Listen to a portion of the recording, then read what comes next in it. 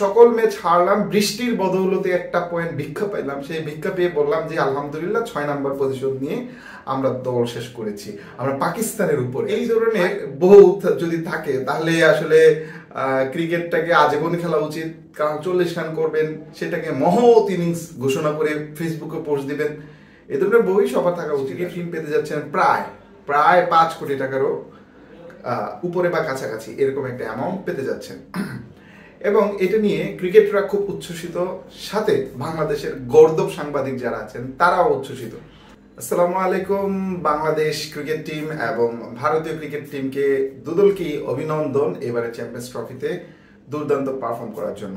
বিশেষ অভিনন্দন ভারতীয় টিমকে, কারণ তারা তাদের যে গ্রুপ স্টেজ সেখানে চ্যাম্পিয়ন হয়েছেন এবং সেমিফাইনালে তারা অস্ট্রেলিয়ার মুখোমুখি হবেন এবং সম্ভাব্যভাবে ধরিয়ে নিয়ে যাচ্ছে হয়তো এই দুই টিমের মধ্যে হট ফেভারিট হচ্ছেন ইন্ডিয়া। এবং বাংলাদেশ ক্রিকেট টিমকে অভিনন্দন যে তারা মানে কি বলে 3 নম্বর এই গ্রুপ, তাদের গ্রুপ থেকে 3 নম্বর পজিশন অর্জন করেছেন, সার্বিকভাবে 6 নম্বরে আছেন, যার কারণে বাংলাদেশ ক্রিকেট টিম পেতে যাচ্ছেন প্রায় 5 কোটি টাকারও উপরে বা কাছাকাছি এরকম একটা অ্যামাউন্ট পেতে যাচ্ছেন।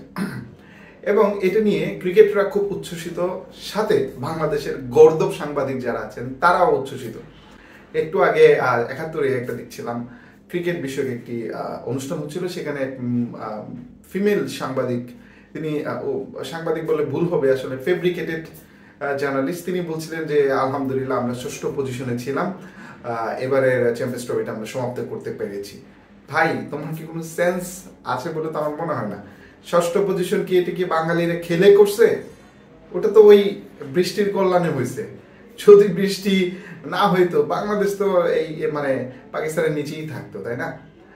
সম্ভবত 8 নম্বরেই হইতো।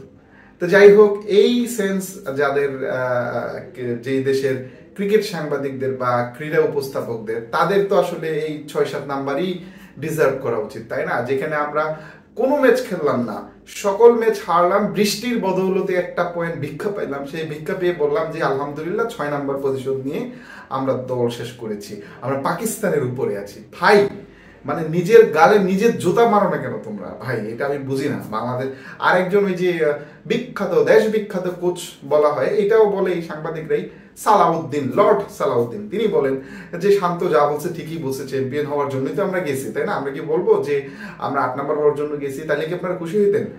ভাই, তুমি তো ফাটাই ফেলতেছিল যে তুমি যাদের দলে নাই, অন্যান্য দলের অন্যান্য দেশের কোচরা আসছে, এতে তোমরা মর্মাহত, তোমাদেরকে মূল্যায়ন করা হইতেছে, ঘন্টা মূল্যায়ন করে বালটা ফলাইছো তোমরা, না?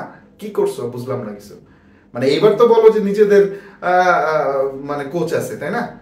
এবং এই 39 রানে 5 উইকেট, সেখানে তুমি সালাউদ্দিন আর লর্ড শান্ত মিলে হাসাহাসি অট্টহাসিতে মশগুল। ভাই, আবেগ বিক্রিটা কম করো ভাই, কোয়ালিটি যতটুকু আছে অতটুকুই দেখা, ওর বেশি একদম রিচ করতে যায় না। তাইলে এরকম হবে যে বৃষ্টির বদৌলতে এক পেয়ে বলবা যে আলহামদুলিল্লাহ আমরা 6 নাম্বার কি বলে 6 নাম্বার টিম হিসেবে এইবারে চ্যাম্পিয়ন্স ট্রফি সমাপ্ত করছি। ভাই, লজ্জায় মরে যাওয়া উচিত। এই বাংলাদেশের ক্রিকেট টিম যারা আছেন প্রত্যেকের বেতন থেকে এই টাকা কাটা উচিত, যে কেন তারা এখানে খেলতে যায়। এবং আমরা তো ধৈর্য নিয়ে ক্রিকেট দেখি, আমাদেরও আসলে থাবড়ানো উচিত, আমাদের নিজেদেরকে নিজে মানে কি বলে জোতা পিটা করা উচিত। কেন আমরা এই গর্দভদের খেলা দেখি আর বড় বড় কথা আমরা শুনি?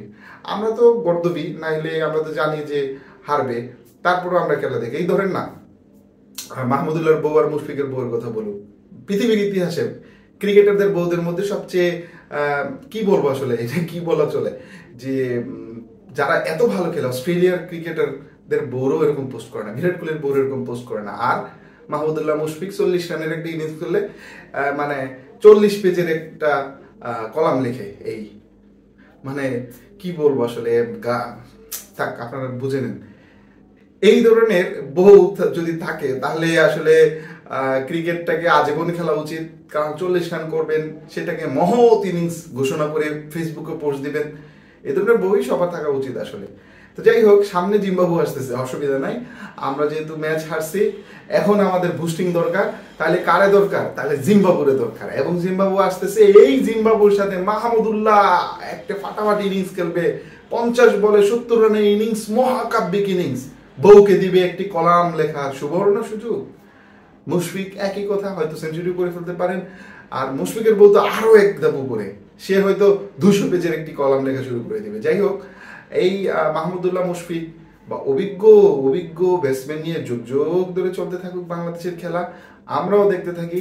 অন্যদিকে ভারত, তারাও অভিজ্ঞতা নিয়ে খেলেন, তাদের অভিজ্ঞ প্লেয়াররা অভিজ্ঞতার মূল্য বোঝেন, আর আমাদের অভিজ্ঞ প্লেয়াররা বোঝেন বউয়ের ফেসবুক পোস্ট কেমনে দেওয়া যায় সেই চিন্তা। যাই হোক, ভারতীয় টিম যারা তারা কোয়ালিফাই করেছেন, আশা করি তারা সেমিফাইনালে জয়লাভ করে ফাইনালে মুখোমুখি হবেন এবং ফাইনালে জয়লাভ করবেন। কারণ এই মুহূর্তে এবারে চ্যাম্পিয়ন্স ট্রফিতে যদিও তাদের বোলিংটি কিছুটা উইক আছেন, তবে আজকে কিন্তু মনে হয় না যে তারা নিউজিল্যান্ডের সাথে যেভাবে বল করলেন, 250 রানের মতো একটা ছোটখাটো ইনিংস তারা ডিফেন্ড করলেন, 44 রানের ব্যবধানে জয়লাভ করলেন, সেখানে তাদের বোলিংকে বাজে ব্যাপার কোনো উপায় নাই। ব্যাটিং তো বরাবরই দুর্দান্ত, আজকেও প্রথমে ব্যাটিং বিপর্যয় হলেও তারা কিন্তু শেষমেশ 250 রানের কাছাকাছি একটি ইনিংস তারা উপহার দিয়েছেন।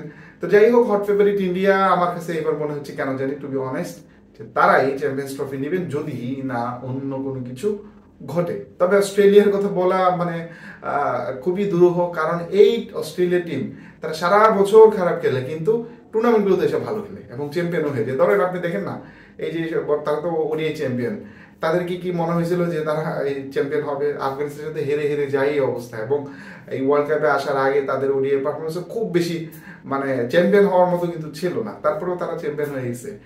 তারপরে ধরেন এই যে দুবাইতে তো সম্ভবত ওয়ার্ল্ড কাপের কথা, মেথু ওয়েড যেখানে 3 বলে 6 মিলে পাকিস্তানের সাথে চ্যাম্পিয়ন করলো, সেইখানেও কিন্তু মনে হয়েছে যে তারা চ্যাম্পিয়ন হবে, কিন্তু তারা তো হয়ে গেছে। সো অস্ট্রেলিয়ারে আসলে কোনো কিছু প্রেডিক্ট করে বলা যায় না, তাদের বিরুদ্ধে আসলে মাইন্ড গেমে খেলতে হবে, এবং এটা যদি পারে সেটা ইন্ডিয়াই পারবে, আর কেউ পারার মতো এই মুহূর্তে তো নাই, কারণ পাকিস্তান বাদ হয়ে গেছে, ইংল্যান্ডও বাদ হয়ে গেল। তো যারা আছে এই মুহূর্তে New Zealand, Australia, India, south Africa, এদের মধ্যে কেন যদি মনে হচ্ছে ইন্ডিয়া অথবা অস্ট্রেলিয়া চ্যাম্পিয়ন হবে না। আপনার কি মনে হচ্ছে সেটা কমেন্টস করে আমাদেরকে জানাতে পারেন।